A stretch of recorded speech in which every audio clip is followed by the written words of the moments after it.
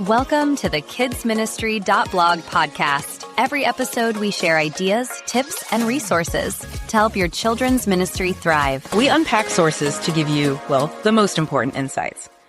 Today, we're diving into something really practical, building volunteer teams that, actually last. Mm-hmm.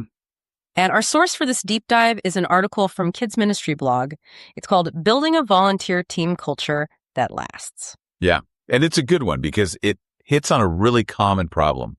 A lot of leaders, maybe without even meaning to, end up building just a volunteer schedule. Right, like a list of slots to fill. Exactly, not a real team. So our mission here is to kind of unpack that difference and figure out how to build that genuine team culture where people really want to be. That's such a key distinction. I mean, the author talks about their own experience at first, right? Volunteers just showing up, doing the job, leaving, barely knowing each other. Total strangers almost. Yeah. And contrast that with this dream team idea where they hang out, they cover for each other, new people just fit right in. Right. So what's the big shift? How do you get from one to the other? Yeah. Well, that's what's fascinating. The author had this realization. They were treating volunteers like interchangeable parts. Yeah, or just positions to fill. That phrase really stood out. It did. And the breakthrough, it seems, was starting to think of them as people, people with stories, gifts, struggles, who happen to help out. Not people who exist just to help out. It's about seeing the whole person. Exactly. So, okay, if we make that mental shift, how does that translate into action? What are the practical steps? Well, the article highlights a few key things. Yeah. First off, creating chances for real connection.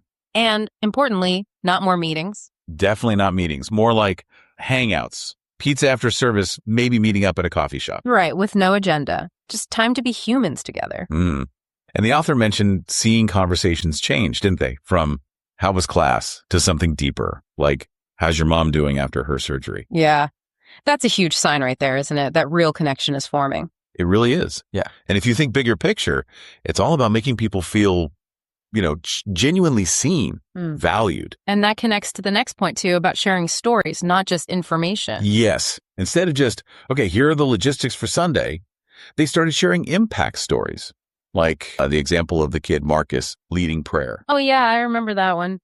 Things like that help volunteers see the why, the real meaning behind what they're all doing together. It builds that sense of shared purpose. Okay, so connection, shared purpose.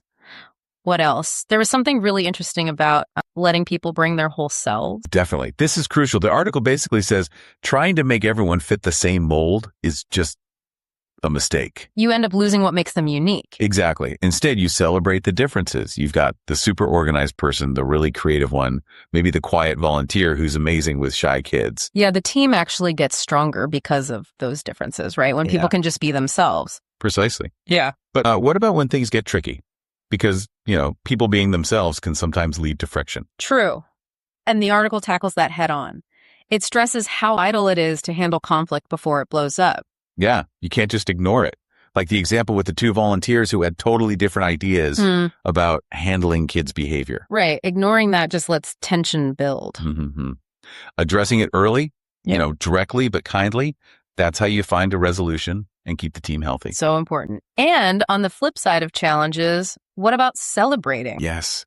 Celebrating wins together. Super important. Whether it's something big like a child's baptism linked to the ministry, or maybe just a thank you note from a parent about a specific volunteer. Making sure the whole team hears about it. It reinforces that shared success, that feeling of, wow, look what we did. It validates everything. Absolutely. And the author also points out what doesn't work, which is useful too. Like forced fun. You like those awkward, forced team building exercises, or expecting this amazing culture to just happen overnight. Or focusing too much on rigid systems instead of actual relationships. Right. Real culture, the article argues, it grows organically when the focus is truly on the people. And the payoff they describe sounds amazing. Volunteers covering shifts without even being asked. Inviting their friends to join. Planning social stuff on their own.